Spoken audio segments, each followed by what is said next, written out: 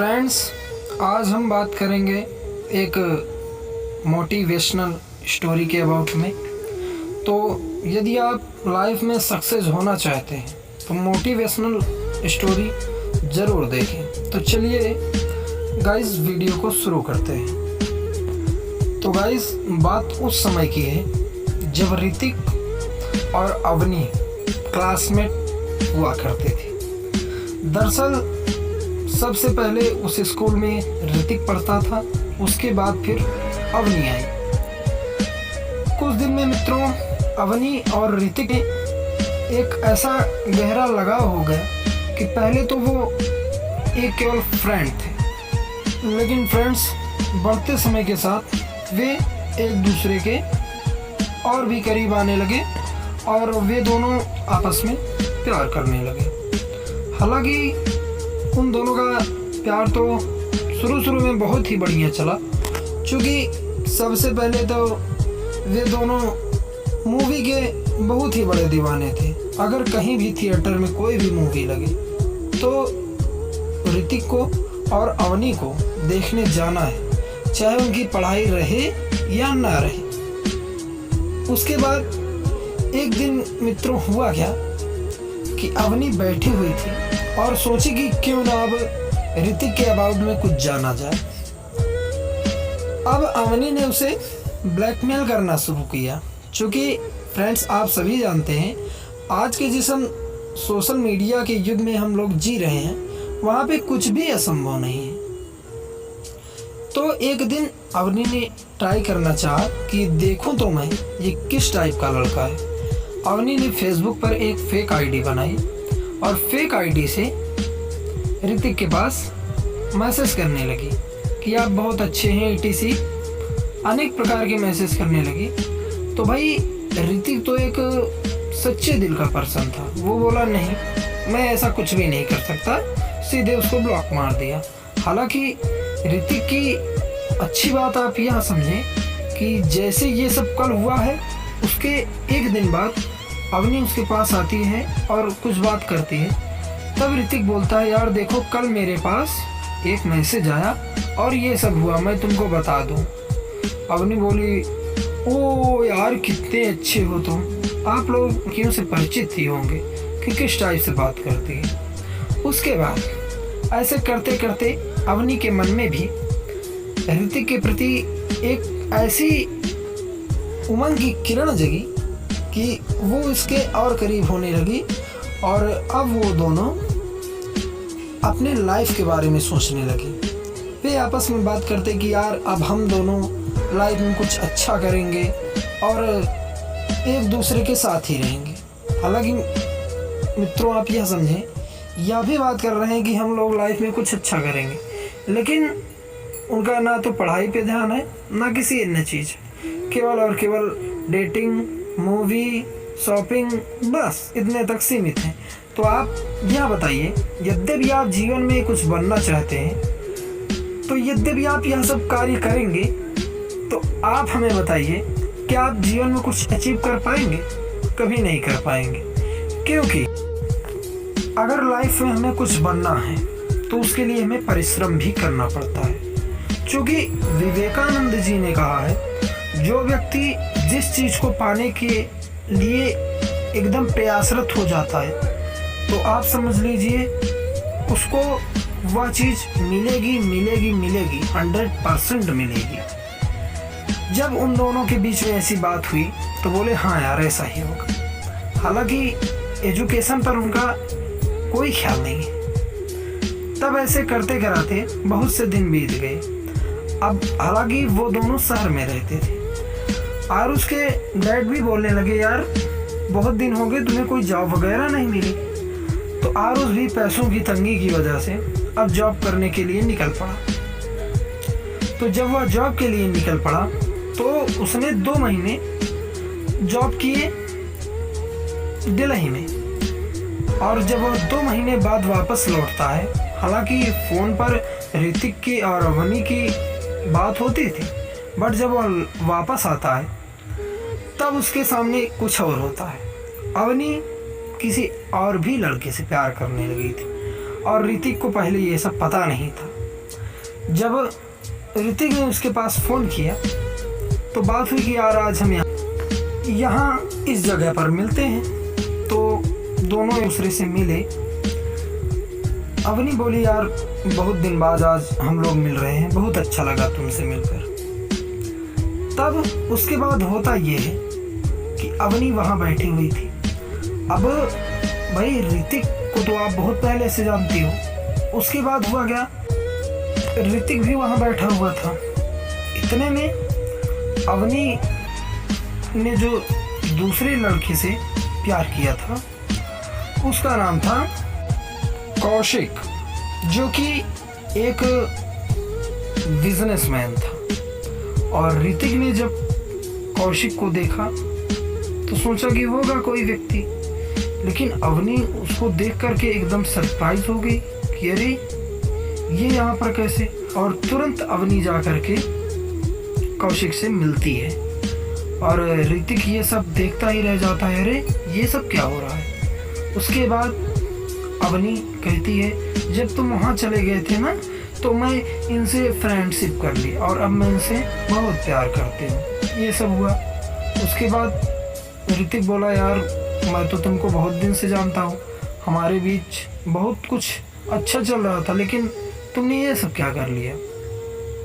अवनी कहती है देखो यार ना तो तुम्हारे पास पैसा है, एक एक रुपए के लिए तुम खुद ही तरस रहे हो और मुझे अब शॉपिंग पर जाना होता है तो कहाँ से लेके जाओगे। यार मैं तुम्हारे साथ एडजस्ट नहीं कर पाऊंगी, सॉरी किसी और को देख लो। ऋतिक बोलता है ये तुम वही अवनी हो जो मेरे कॉलेज लाइफ में हुआ करती थी। अवनी बोली यार देखो ज़्यादा स्टोरी मत सुनाओ मुझे, मैं तुमसे कुछ भी नहीं करती, यहाँ से जाओ, टाइम मेरा बर्बाद मत करो। उसके बाद ऋतिक फिर बोलता है कि क्या तुम्हें वह सब बात याद है जब हम लोग मूवी देखने जाते थे और मैंने तुम्हारे लिए क्या क्या नहीं किया। तो अवनी बोलती है जो हुआ सो हुआ, अब भूल जाओ, अब किसी और को देख लो, अब मेरे से कोई मतलब नहीं, आई हेट यू। इतना बोलते ही ऋतिक को एक पल के लिए ऐसा लगा कि मानो उसके जीवन में कुछ हो ही ना, लेकिन तब भी ऋतिक ने कहा चलो ठीक कोई बात नहीं। ऋतिक ने उनसे यह भी कहा कि आज तुम जिस पैसों के लिए मुझे छोड़ा है ना, मैं तुमको आज एक चैलेंज देता हूँ कि तुमने मुझे पैसों के लिए जो चैलेंज दिया है, एक दिन मैं तुम्हें इस पैसे के अबाउट में बताऊंगा कि पैसा होता क्या है। अवनी बोली चल चल अब टाइम मेरा बर्बाद मत कर, निकल जा यहाँ से। वहाँ से ऋतिक लौट कर आता है। तब ऋतिक अपने कमाई के साथ साथ में कुछ समय निकाल करके वह पढ़ाई भी करने लगता है। एक दिन ऋतिक IAS का एग्ज़ाम क्वालिफाई करके IAS बन जाता है। उसके बाद और ऋतिक देश की सेवा में लगा रहता है, लेकिन ऋतिक को मन ही मन अवनी के द्वारा कही गई बातें बार बार कहीं ना कहीं उसे परेशान कर रही थी। वह बहुत बार प्रयास किया कि मैं किसी तरीके उस लड़की को अपने बारे में बताऊं जिसने मुझे पैसों के लिए क्या कुछ नहीं कहा था। तब वह बहुत प्रयास के बाद भी अवनी को नहीं खोज पाया और एक दिन पता चलता है कि किसी कंपनी में कोई करप्टेड लेडीज पकड़ी गई है। तब होता क्या है, पुलिस लोग उस करप्टेड लेडीज को पकड़कर थाने में ले जाते हैं। और मित्रों बात यहाँ तक पहुँच जाती है जब उसके अबाउट में काफ़ी चेकिंग होती है तो पता लगता है कि यह लेडीज लमसम 1200 करोड़ रुपए का घोटाला की हुई है। तब यह बात ऋतिक तक पहुंचती है और ऋतिक को यह पूरा केस मिल जाता है। और ऋतिक जब आ कर के देखता है तो सामने वह लेडीज कोई और नहीं, वह अवनी थी।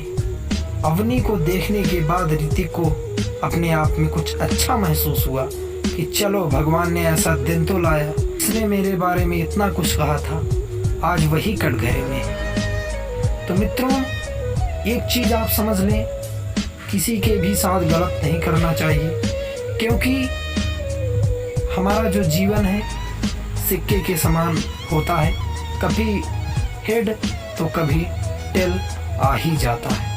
उसके बाद होता ये है कि उससे काफ़ी देर पूछताछ होती है और अंत में फैसला यह लिया जाता है कि इस लड़की को कम से कम 15 साल की जेल होगी, उसके अलावा पूरे घोटाला किए हुए पैसे को वापस करना होगा, साथ में 7 करोड़ रुपया चार्ज भी लगेगा।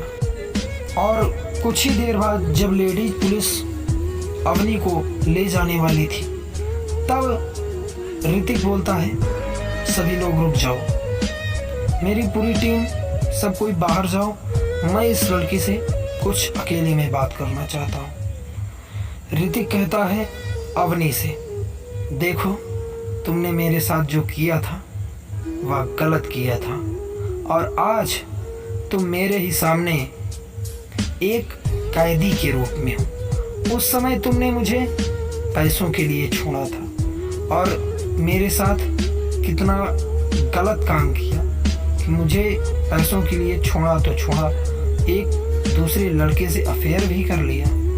तब अवनी अपने कर्म को याद करके रोती है और ऋतिक कहता है ले जाओ इस लड़की को। तो मित्रों, हमसे कभी ना कभी एक ऐसी गलती हो जाती है जिसका हम जीवन में कहीं ना कहीं दुख उठाना ही पड़ता है। तो मित्रों, आज आपने ऋतिक और अवनी की कहानी से कुछ ना कुछ सीखा होगा, क्योंकि फ्रेंड्स आप यह समझें, यद्यपि आज आप किसी के साथ गलत कर रहे हैं तो भविष्य में कहीं ना कहीं आपके साथ भी गलत होगा, क्योंकि मित्रों एक महान व्यक्ति ने कहा है, भगवान के घर देर है अंधेर नहीं। अगर आप किसी को सताते हैं तो भविष्य में आपको भी कोई सताएगा। आप किसी को धोखा देते हैं तो आप भी धोखा पाएंगे। मित्रों, हमें इस स्टोरी से यह सीख मिलती है कि हम किसी के साथ गलत ना करें, तब हमारे साथ भी गलत नहीं होगा। यद्यपि हम किसी के साथ गलत करते हैं तो हमारे साथ भी गलत होना निश्चित है। यही हाल हुई अवनी की। तो मित्रों, आप मोटिवेशनल स्टोरी किस प्रकार से अच्छी लगी और कौन सा पॉइंट आपको सबसे बढ़िया लगा, कमेंट करके अवश्य बताएं और इस वीडियो को ज़्यादा से ज़्यादा शेयर करें।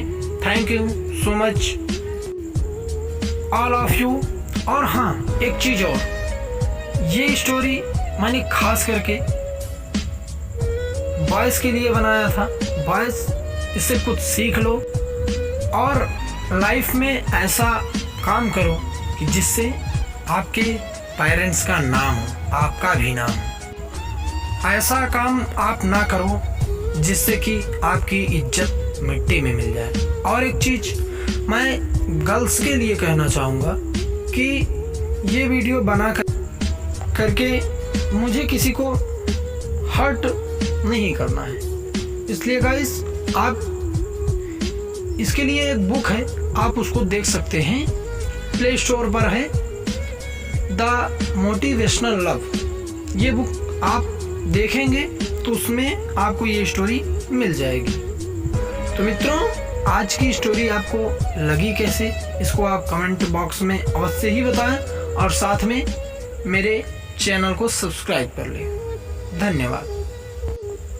जय श्री राम।